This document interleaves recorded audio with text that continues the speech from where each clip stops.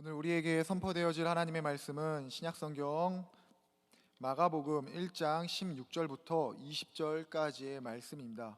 신약성경 53페이지에 있습니다.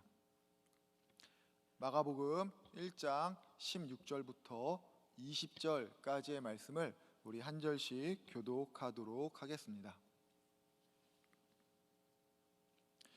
갈릴리 해변으로 지나가시다가 시몬과 그 형제 안드레가 바다에 그물을 던지는 것을 보시니 그들은 어부라.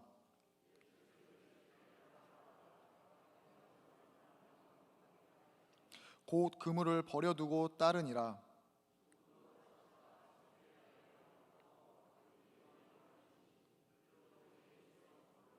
함께 읽겠습니다.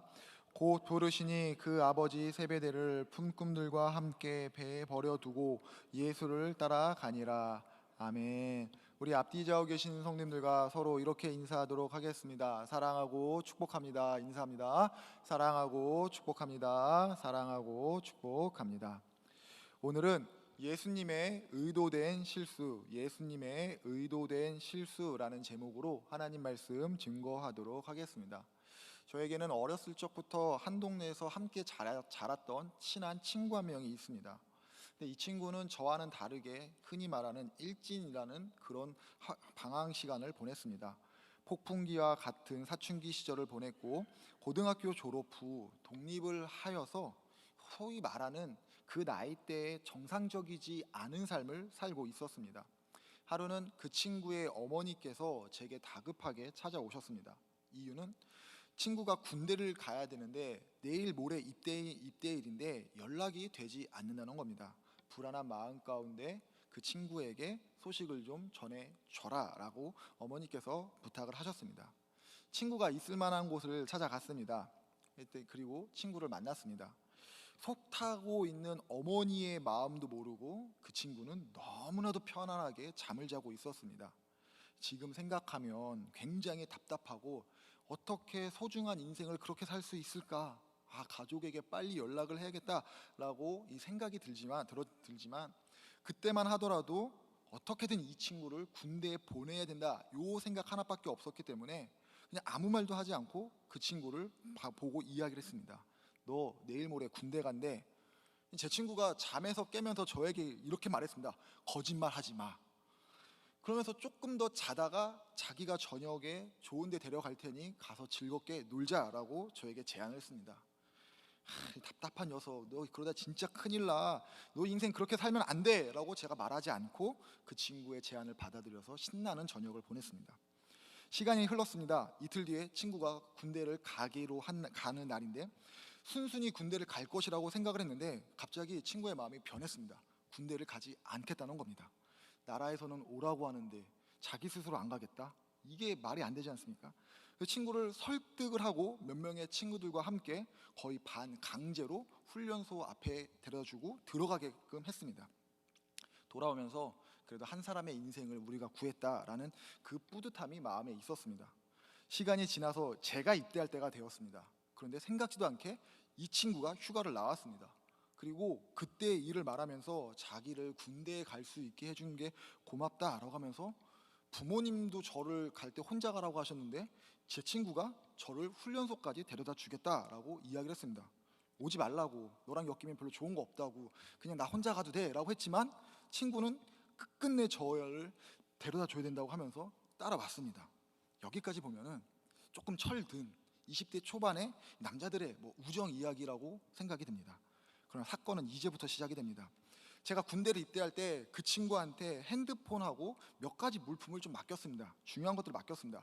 그리고 정말 사정사정하면서 우리 부모님한테 꼭 전달해 줘라고 부탁을 했습니다. 그리고 저는 입대했고 그 친구는 갔습니다. 부모님이 당연히 받으실 거라고 생각을 했는데 받지 못하셨다는 겁니다. 나중에 알게 된 사실입니다. 그날 제가 친구한테 맡긴 핸드폰과 물품을 팔아서 술 먹었습니다. 제대를 하고 그 친구를 만났습니다. 군대 갈 때 잠시 사람인 것처럼 보였는데 사람은 쉽게 변하지 않지 않습니까? 제대한 친구는 군대 가기 전 사고뭉치 그 모습 그대로가 아니라 더 심각해졌습니다.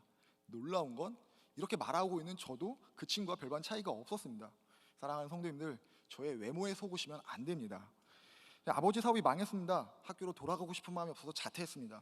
어떻게 해서든 무엇을 해서든 빨리 돈 벌고 싶다라는 생각뿐이 없었기 때문에 저의 삶도 그 친구의 삶과 비슷했습니다. 엉망진창이었습니다.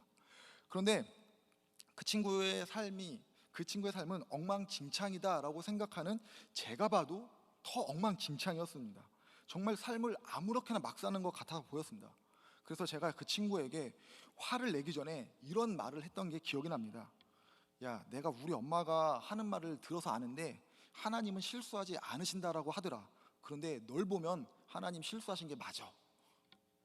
믿음의 성도들은 하나님께서 실수하지 않으시는 완전하고 완벽한 분이라는 사실을 믿고 고백을 합니다.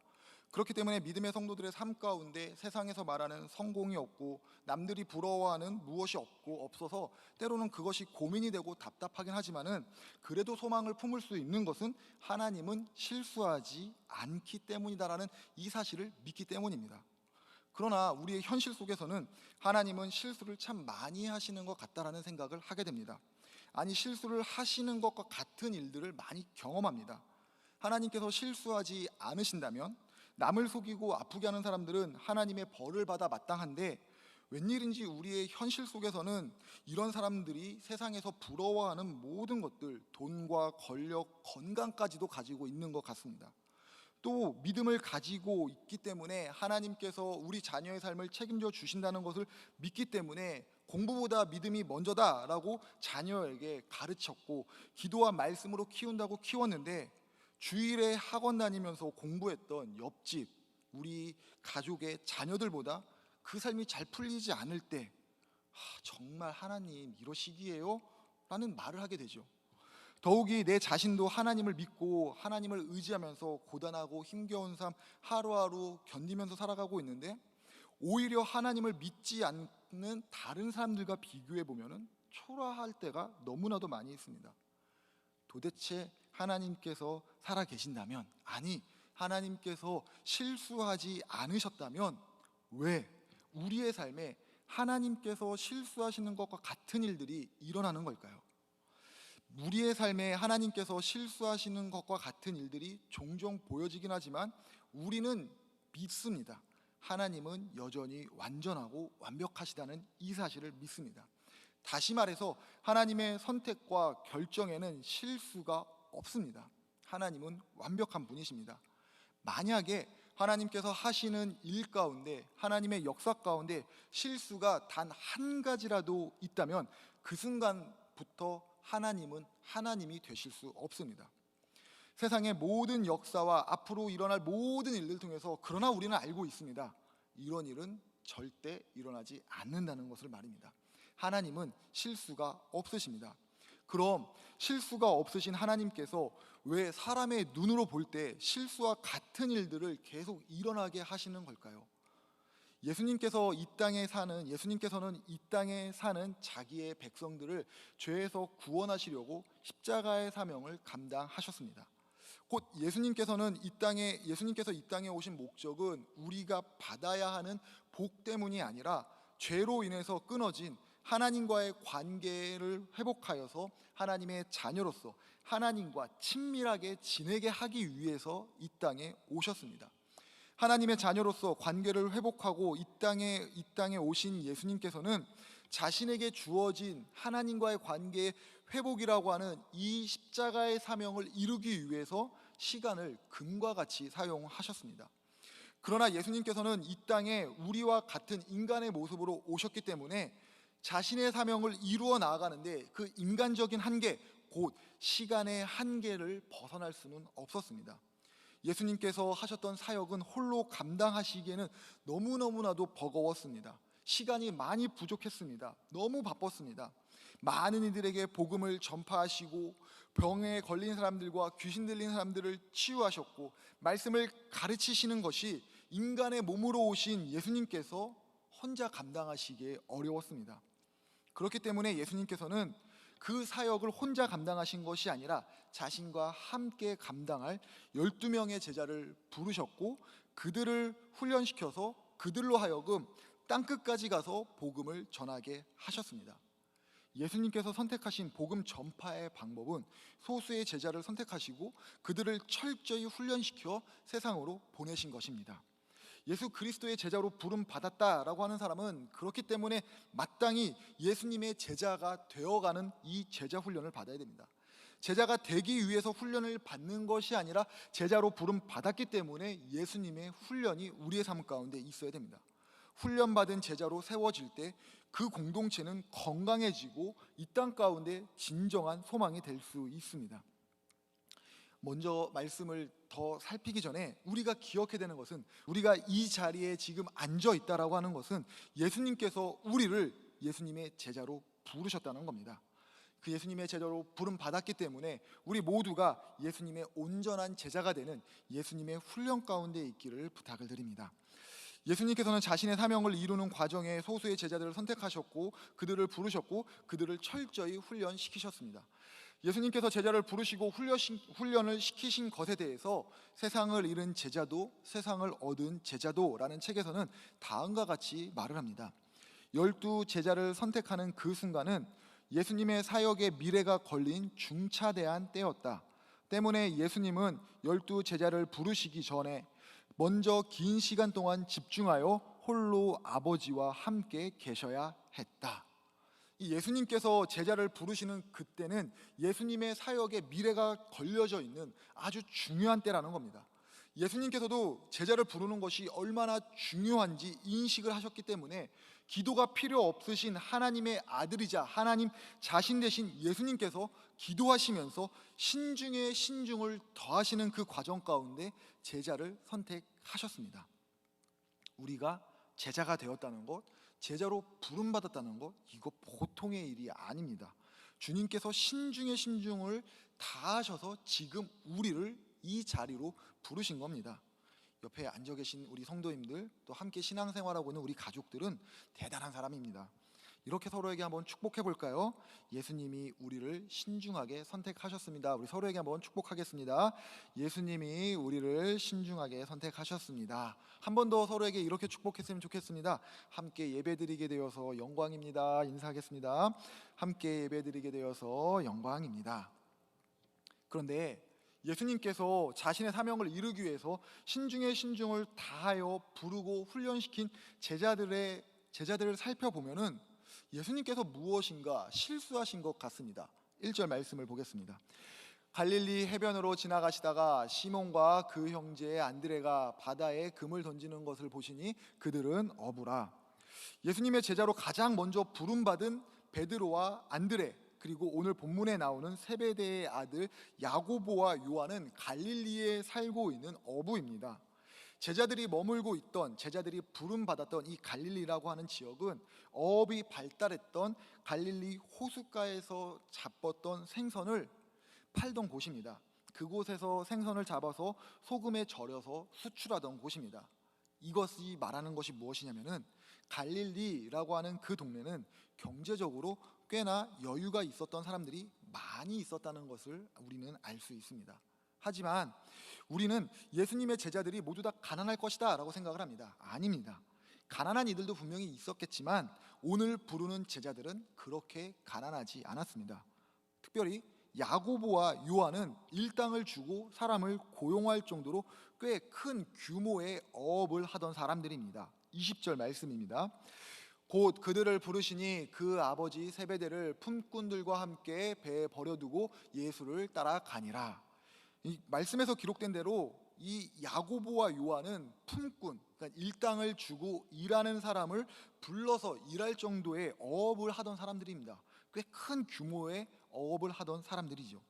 시골에 살았지만 어업으로 먹고 살 만큼, 남에게 남부럽지 않을 만큼 경제 활동을 하던 이 제자들이, 이 사람들이 예수님의 부르심에 자신의 수입의 근원인 그물을 내버려 두고 예수님을 따릅니다. 부름받은 제자들의 입장에서 보면은 지금 이 순간은 자신의 삶의 모든 것을 건 일생일대의 결단의 순간입니다. 여기까지만 보면은 제자들 참 괜찮습니다.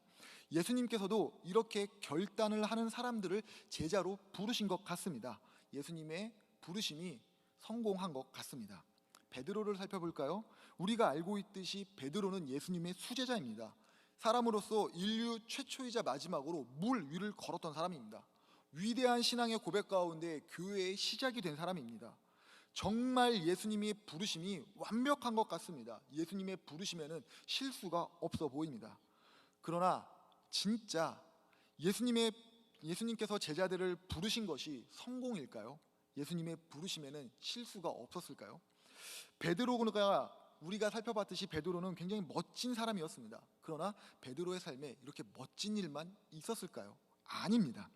베드로는 예수님 앞에 간청하며 물 위를 걷긴 했지만은 몰려오는 풍랑을 보고 두려워하면서 물에 빠져서 예수님께 살려달라고 외칩니다. 주는 그리스도시요 살아계신 하나님의 아들이십니다 라는 이 위대한 신앙의 고백을 하면서 예수님께 칭찬을 받았지만 곧이어 예수님께서 이루실 십자가의 사명을 들었을 때 예수님 안 됩니다, 그렇게 하실 수 없습니다 라고 하며 예수님께 따지고 대들었던 사람입니다. 이로 인해서 예수님으로부터 사탄이라는 말까지 들었던 사람입니다. 이뿐입니까? 베드로는 예수님께서 대제사장과 서기관들에 의해서 붙잡혀 가시기 전에 모든 제자들이 나를 배반할 것이다 라는 말씀을 들었을 때 베드로가 모든 사람이 예수님은 배반할지 몰라도 나는 끝까지 예수님과 함께 하겠습니다 라고 호언장담을 했지만 자신을 알아본 사람들 앞에서 예수님을 3번이나 부인하며 도망갔던 사람입니다. 이 이외에도 베드로는 사도행전에 나오는 것처럼 지식적인 면이라고는 전혀 없었던 사람입니다. 급한 성격, 지적인 배움도 없는, 예수님을 믿지도 못하고 대들고 따지고 예수님을 3번이나 부인하며 도망갔던 사람이 베드로입니다. 그러면 베드로 이외의 다른 제자들은 좀 괜찮을까요? 본문에 나오는 세베대의 아들인 야고보와 요한은 어떻습니까? 예수님께서 사마리아에서 복음을 전하실 때 그곳의 사람들이 예수님을 환영하지 않습니다. 이 모습을 본 야고보와 요한은 화를 내면서 예수님께 이렇게 제안합니다. 누가복음 9장 54절입니다. 함께 읽어볼게요. 그래서 제자인 야고보와 요한이 이것을 보고 말하였다. 주님, 하늘에서 불이 내려와 그들을 태워버리라고 우리가 명령하면 어떻겠습니까? 베드로의 성격이 불과 같이 다혈질이고 실수가 좀 많긴 하지만은 사람을 쉽게 죽이자라는 말은 하진 않습니다. 하지만 야고보와 요한은 어떻습니까? 예수님을 받아들이지 않은 사람들, 아니 지금 자신들의 기분을 나쁘게 한 사람들을 보면서 예수님, 불을 내려서 이 사람들 모두 다 태워 죽여 버립시다 라고 제안하고 있는 사람들입니다. 정말 무섭고 잔인한 사람들입니다. 또 하루는 야고보와 요한의 어머니가 예수님께 나와서 이런 부탁을 합니다. 나의 이 2 아들이 선생님의 나라에서 하나는 선생님 오른쪽에 하나는 선생님 왼쪽에 앉아있게 해주십시오 라고 부탁을 합니다. 지금의 말로 하면은 인사청탁한 겁니다. 이게 무엇을 의미하냐? 야고보와 요한은 권력에 대한 욕심이 있었다는 겁니다. 무엇보다도 이 2 형제의 성품이 진짜 별로입니다. 이 2 형제의 별명은 보아너게입니다. 천둥의 아들이라는 뜻을 가지고 있습니다. 왜 이런 별명이 붙었을까? 한 주석을 찾아보니까는 이에 대해서 이렇게 설명을 합니다. 성경은 이 사람들이 쉽게 화내고 판단하기를 좋아하는 사람이라고 언뜻 비추고 있다. 야고보와 요한은 우락부락하고 목소리가 크고 급하다는 겁니다. 야고보와 요한의 인성이 정말 좋지 않다라는 것을 성경에서 비꼬고 있는 겁니다. 요즘 젊은이들의 표현으로 하면은 인성이 정말 쓰레기입니다. 그럼 이 4명의 제자들 빼고 베드로와 안드레, 야고보와 요한 뺀 나머지 제자들은 좀 괜찮습니까? 우리는 알고 있습니다. 다른 제자들도 모두 예수님의 제자로 부름받기에 한참 부족하다는 것을 우리는 알고 있습니다. 그런데 예수님께서는 이렇게 말 많고 탈 많은 사람들을 복음의 증인 예수님의 제자로 부르시고 3년의 시간 동안에 생사고락을 같이 하십니다. 더욱이 예수님께서는 이들과 함께하는 동안에 이들이 실수를 했다고, 이들이 죄를 저질렀다고, 심지어 예수님 자신을 대제사장과 서기관들에게 팔았다고 해서 그들을 제자로 부른 것을 후회한다거나 내가 너네 제자 부른 것을 취소한다라고 하면서 돌려보내시지 않으셨습니다. 사람의 상식으로는 도저히 이해할 수가 없습니다. 요즘 젊은이들의 가장 큰 고민은 취업입니다. 물론 여기 앉아 계신 분들은 취업이라는 것이 누구나 다 할 수 있다라는 것을 알고 있기 때문에 그게 무슨 고민거리나 돼라고 하실 수 있지만은, 요즘 젊은이들에게 취업은 하늘에 있는 별을 딴다고 하더라도 할 수 없는 정말 진입장벽이 한없이 높은 일이 되었습니다. 그런데 신기한 것은 회사에서는 인재가 없다라고 합니다. 그렇기 때문에 회사에서는 자신들이 원하는 인재를 채용하기 위해서 굉장히 까다로운 기준을 제시하면서 인재를 채용하려고 합니다.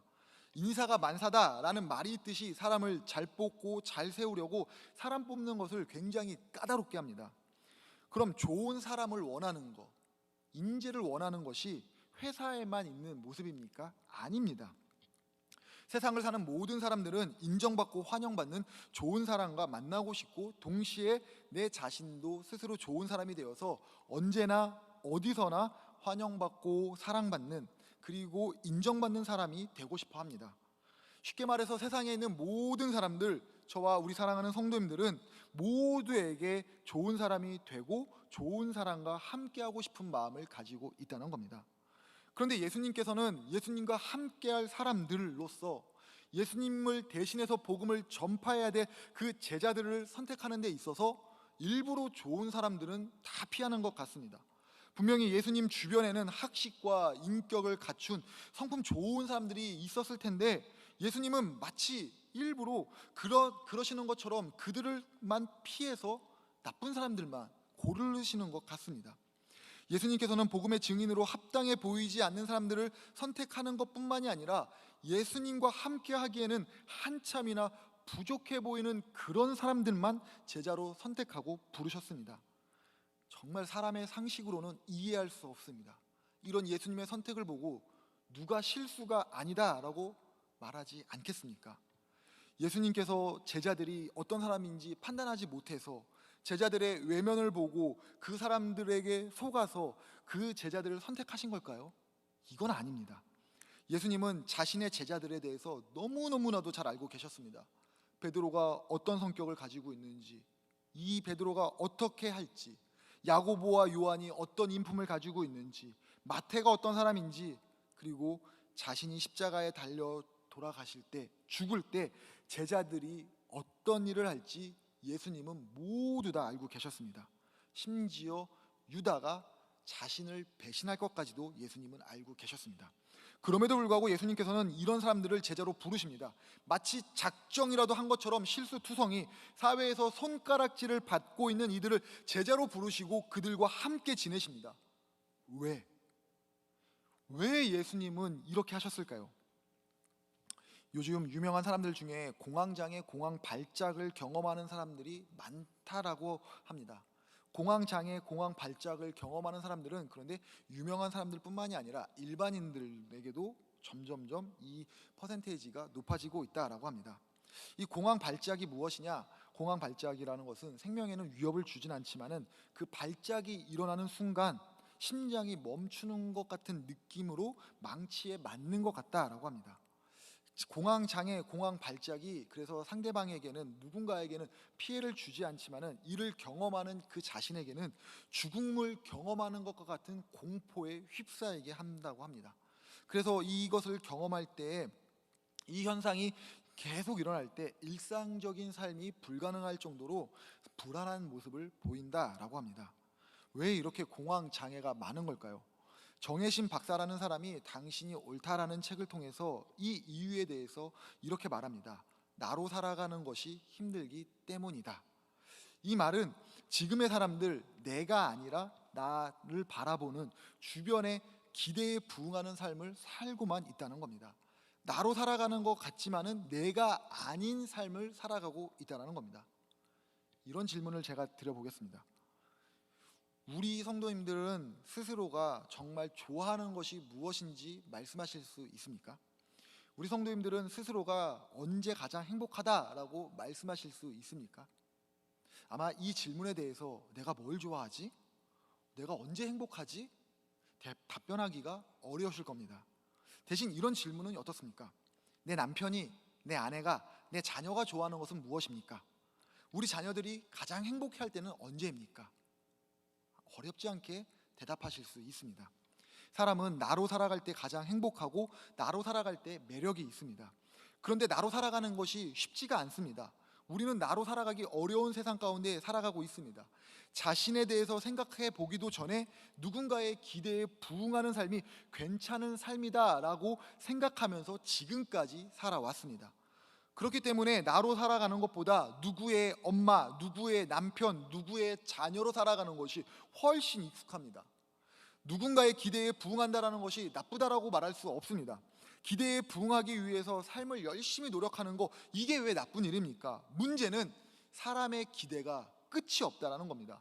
처음에 10을 기대해서 열심히 노력해서 그 10을 채웠는데 사람이 10에서 만족합니까? 그 다음은 20입니다. 그 다음은 30입니다. 사람의 기대는 끝이 없습니다.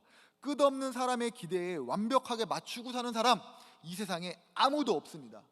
진짜 문제는 자기 스스로가 주변의 기대에 부응하면서 살 수 없다는 것을 그 누구보다도 잘 알고 있다는 겁니다. 그렇기 때문에 괴롭습니다. 기대는 있는데 기대에 맞추지 못하기 때문에 괴로워합니다. 마음이 허전합니다. 무엇인가를 해도 늘 쫓기는 것 같고 행복한 순간이 자신과는 어울리지 않다라고 생각을 합니다.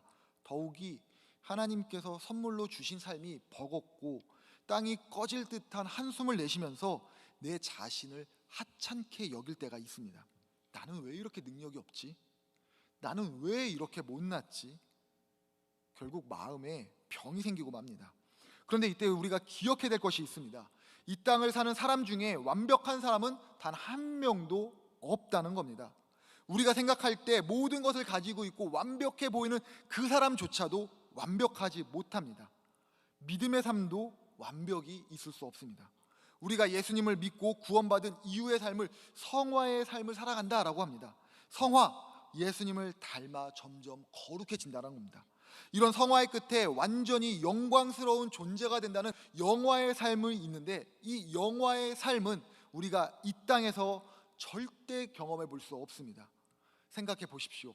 사람이 아무리 노력을 해서 완벽하고 완전해진다라고 해도 여전히 우리 사람은 이 땅에서 죄의 영향력으로부터 자유로울 수 없기 때문에 우리가 이루는 완전, 우리가 이루는 완벽은 하나님 보시기에 완벽이 아니고 완전이 아닙니다. 곧 이 땅에 사는 모든 사람들, 예수님과 같은 완벽함을 이룰 수 없습니다. 예수님이 가지신 완벽한 거룩함을 이룰 수 없습니다. 그렇기 때문에 믿음의 사람으로서 주님과 같이 주님을 닮아가는 거룩한 삶을 산다라는 것, 세상과 다른 삶을 산다라고 하는 것은 모든 것이 다 하나님의 은혜라는 겁니다. 하나님의 은혜가 있기 때문에 거룩함이 무엇인지를 압니다. 하나님의 은혜가 있기 때문에 거룩함이 소중하다는 것을 압니다. 하나님의 은혜가 있기 때문에 거룩함을 따르려고 하는 노력을 하게 됩니다. 은혜가 없으면 사람은 아무것도 아닙니다. 무슨 말입니까? 결국 이 땅을 살아가고 있는 모든 사람은 완전하지도 못하고 실수만 하는 죄의 영향력 가운데 자유롭지 못한 하나님의 은혜가 아니고서는 온전하지 못하다는 것을 말하고 있는 겁니다. 억측이라고 생각하십니까? 우리가 예배를 통해서 하나님의 은혜를 깨닫고 난 뒤에, 말씀을 통해서 하나님의 사랑을 발견하고 난 뒤에 기쁨 가운데 하나님 앞에 이렇게 기도를 합니다. 하나님 사랑합니다. 이제 주님 안에서 주님이 원하시는 삶만을 살겠습니다. 저를 인도하여 주시옵소서. 성령의 능력으로 역사하여 주시옵소서. 하나님 앞에 기도합니다. 결단합니다. 그러나 일상의 죄 앞에서 언제 그랬냐는 듯이 너무 쉽게 무너집니다. 우리가 급할 때, 필요할 때 하나님 앞에 간절히 매달려서 간구합니다. 형편이 그래서 조금이라도 나아지면은 하나님을 구하는 신앙의 우선순위가 내 삶의 바쁨으로 대체가 되는 그 연약함, 이 변심이 다른 교회에 있는 이름 모를 성도들에게만 있는 모습입니까? 본문에서 나오는 제자들, 실수 많았던 베드로, 인성이 좋지 않았던 야고보와 요한, 나아가서 예수님을 은 30에 팔았던 유다, 그리고 예수님을 죽인 대제사장들과 서기관들의 모습을 보면서 나는 저 사람들과 달라, 나는 예수님을 제대로 믿고 있어 라고 말할 수 있는 것이 우리에게는 단 한 가지도 없습니다. 다시 말해 실수 많았던 예수님의 제자들이나 지금 우리나 예수님 앞에서는 똑같은 사람입니다. 곧 제자들의 실수 많은 모습이 나의 모습입니다. 놀라운 사실은 실수 많고 죄 많은 우리를 예수님께서 아무 조건 없이 선택하고 부르셔서 하나님의 자녀로 삼아 주셨다는 겁니다. 은혜를 베풀어 주셨다는 겁니다. 바울은 이 놀라운 하나님의 은혜에 대해서 로마서 5장 8절을 통해서 이렇게 말하고 있습니다. 그러나 우리가 아직 죄인 되었을 때 그리스도께서 우리를 위해 죽으셨습니다. 이리하여 하나님께서는 우리들에 대한 자기의 사랑을 실증하셨습니다. 예수님이 살아계시는 동안 예수님의 제자로서 실수하고 죄만을 범하는 그 제자들이 예수님의 그 십자가의 사랑을 경험하고 난 다음에 어떻게 변화됩니까? 베드로는 예수님의 말씀처럼 교회의 시작이 됩니다. 또 베드로가 복음을 증거하다가 복음의 핍박 가운데 죽음을 당할 때 내 주님과 같은 모습으로 죽을 수 없습니다 라고 말하며 십자가에 거꾸로 달아서서 십자가에서 죽게 됩니다. 인성이 좋지 않았던 야고보, 복음을 전하다가 최초로 순교하는 예수님의 제자가 됩니다. 요한은 순교를 하진 않았습니다. 하지만 그의 그 불과 같은 성격, 누군가를 죽여서라도 자신의 감정을 풀고 싶었던 그 냉혹함이 예수님의 십자가의 사랑을 통해서 사랑으로 변화되어 사랑의 사도로서 우리에게 기록이 되고 있습니다. 그렇습니다. 예수님의 제자의 선택은 우리를 위한 의도된 실수입니다. 십자가의 사랑 가운데 새로운 삶을 살게 하시려고 하는 의도된 실수입니다. 한 목사님께 어떤 성도가 찾아와서 이런 질문을 했습니다. 목사님, 정말 부도덕한 짓만 저지른 사람도 죽기 5분 전에 회개하고 예수님만 믿으면 구원 받습니까? 이 성도님의 질문에 대해서 목사님은 이렇게 대답했습니다. 그것이 십자가의 능력입니다. 그리고 목사님은 이렇게 말씀을 합니다.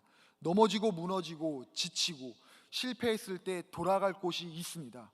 바로 십자가의 예수님입니다. 예수님께서는 죄 많은 우리의 인생에 개입하셨습니다. 십자가의 사랑을 통해 하나님의 자녀가 되게 하셨고, 하나님의 자녀로서 하나님과 깊은 교제를 맺으며 이 땅을 살아가게 하십니다. 주변의 기대에 부응하지 못해서 내 자신을 초라하게 생각할 때 그때 주님은 우리에게 다가오십니다. 내 삶이 후회스럽고 나아가 신앙생활하는 것도 아무 필요가 없다라고 생각하면서 평안을 누리지 못하고 있는 그 순간에도 우리 주님은 우리에게 다가오십니다. 실수 많은 제자들을 선택하신 예수님은 지금 우리에게도 동일하게 말씀하십니다. 나는 너를 사랑한다. 나는 너를 위해 내 생명을 주었다. 너도 십자가의 사랑 가운데 변화된 삶을 살 수 있다. 내가 너를 불렀고 선택했다. 지금 내가 너와 함께하길 원한다. 오늘 종료 주일을 보내고 이제 우리는 고난 주간을 맞이하게 됩니다. 십자가에서 고난을 받으신 주님의 사랑을 깊이 묵상하는 한 주가 되어야 됩니다. 그러나 고난에만 초점을 맞추면서 예수님의 이 사랑을 놓쳐서는 안 됩니다. 예수님의 고난이 왜 있었는지, 예수님의 고난과 나는 어떤 관계가 있는지 우리에게 스스로 질문하고 깊이 대답해야 합니다.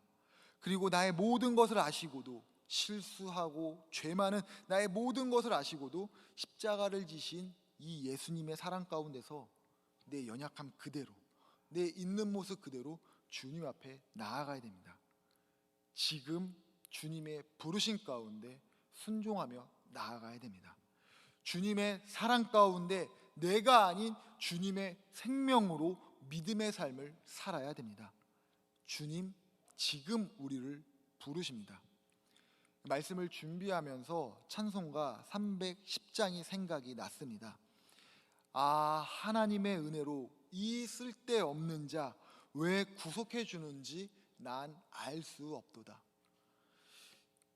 찬양의 가사를 묵상해봐도 찬양의 가사를 부인할 수 없습니다. 저는 아무리 생각을 해봐도 이 하나님의 사랑이 이해가 되지 않습니다. 왜? 뭐 때문에? 무엇을 위해서 나를 부르셨지? 죄 많은 왜 나를 용서하셨지? 왜 나를, 실수가 이렇게 많은데 왜 하나님은 나를 구속해 주셨지? 도무지 알 수 없습니다. 이해가 되지 않습니다. 그래서 저는 이해하려고 하지 않습니다. 믿으려고 합니다. 주님을 붙잡으려고 합니다. 내가 믿고 의지하는 내 모든 형편 아시는 주님 늘 보호해 주실 것을 나는 확실히 아네. 이 고백을 말씀을 준비하면서 되새기고 또 되새겼습니다. 주님 지금 나와 함께 하십니다.